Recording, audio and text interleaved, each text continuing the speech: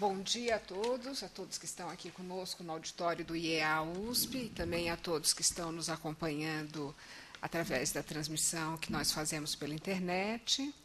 Hoje, no nosso seminário do Observatório da Inovação e da Competitividade, nós temos o prazer de receber o professor Guilherme Ari Plonsky, que é mestre e doutor em Engenharia da Produção da Escola Politécnica da USP e com um pós-doutorado...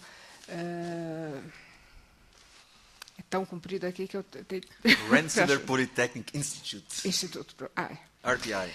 Ele é atualmente coordenador científico do Núcleo de Política e Gestão Tecnológica da USP, foi diretor e superintendente do Instituto do IPT, do Instituto de Pesquisas Tecnológicas do Estado de São Paulo, e é presidente da Associação Nacional de Entidades Promotoras de Empreendimentos Inovadores, a AMPROTEC. Ele está aqui conosco hoje para conversar sobre a ideia de alavancar a inovação pelos parques tecnológicos, com uma chamada que é "Dê-me um lugar onde me apoiar e moverei o mundo". Muito obrigado, Plonsky, por favor. Bom dia, doutora Laura, amigos e amigas aqui presentes. Me permito destacar o professor Carvalheiro, a quem eu tive o prazer de conhecer já há algum tempo, quando ele foi o coordenador da coordenadoria do Instituto de Pesquisa da Secretaria da Saúde. Também meus alunos de pós-graduação da FEA, que estão aqui, Isabel, Zacarias e Cleonir. E também bom dia a quem estiver nesse momento participando à distância, e saudações a quem depois acessar esse material.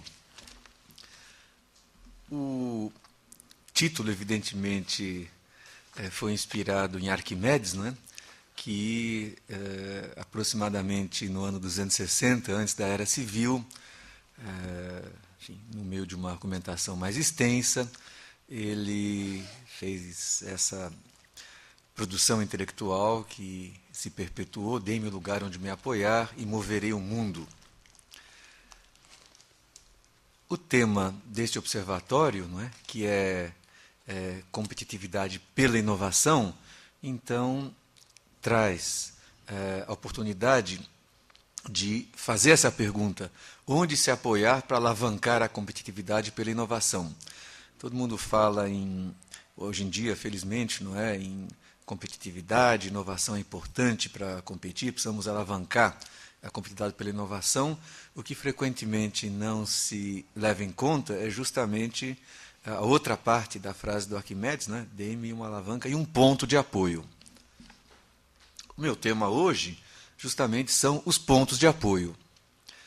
Há no Brasil, aproximadamente, de uma forma organizada, há outros, é claro, mas de uma forma organizada, há cerca de 450 pontos de apoio para empreender, inovar, e que é exatamente o que é necessário para alavancar a competitividade do Brasil.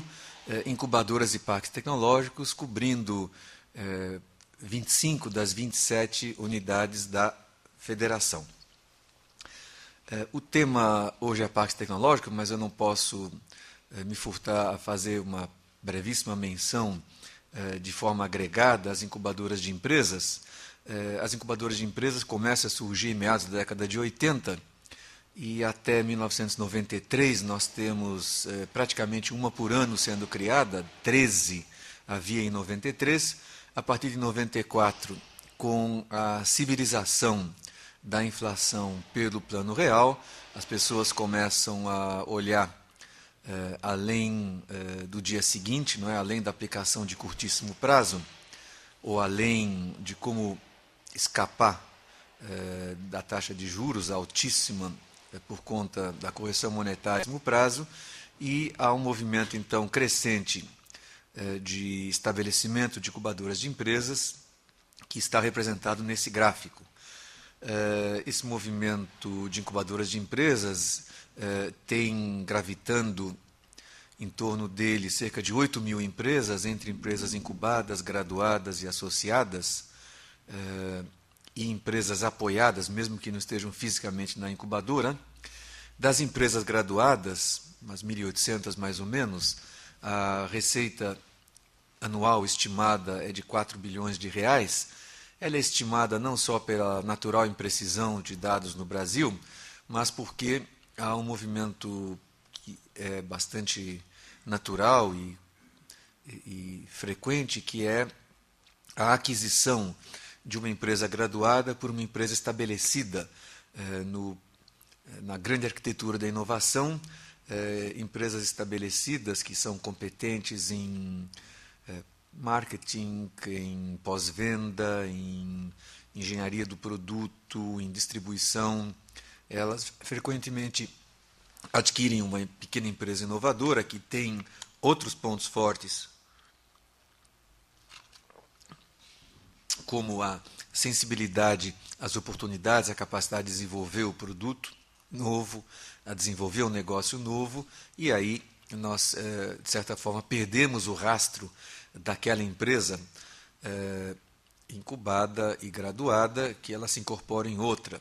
Eu dou um exemplo concreto aqui do nosso CIETEC em São Paulo. Na primeira leva formada, havia uma empresa chamada Hormogen, Hormônio de Crescimento, desenvolvida por pesquisadores aqui do próprio campus, na empresa, não é? E que, logo após a graduação, foi comprada por um laboratório de expressão no país, que é a Biolab.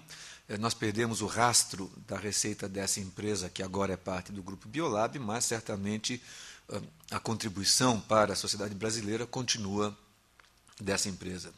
Falando em contribuição, um indicador importante é o indicador representado pelo logotipo que vocês veem, que é o logotipo do Prêmio FINEP de Inovação, o mais importante dos prêmios à inovação dados no Brasil.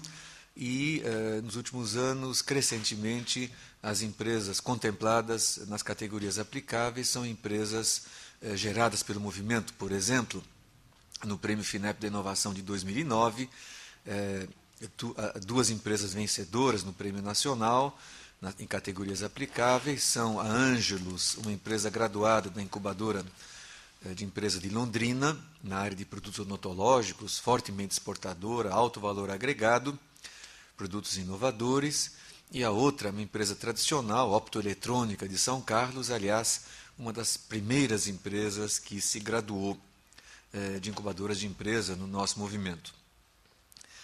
As incubadoras, essas empresas, né, elas geram, na verdade não as incubadoras, mas as empresas, elas geram cerca de 35 mil empregos diretos, número que quantitativamente não é tão expressivo, mas se torna bastante mais significativo, porque são empregos tipicamente, ou postos de trabalho, melhor dito, de elevada qualificação. E, do ponto de vista de políticas públicas, numa estimativa que nós fizemos em 2007, o total de recursos públicos colocados nas incubadoras de empresa tinha sido, ao longo de 20 anos, né, desde que a Emprotec foi criada em 87 até 2007, cerca de 500 milhões de reais da época, e anualmente o que as empresas graduadas geram de impostos, taxas e tributos nos vários níveis é 450 milhões por ano, ou seja, praticamente a sociedade, o setor público, recebe de volta em taxas, impostos e tributos diretamente, não é? Nem estamos falando das devoluções indiretas, né? Mas diretamente recebe praticamente a cada ano tudo que foi aplicado nos anos desde que nós medimos isso.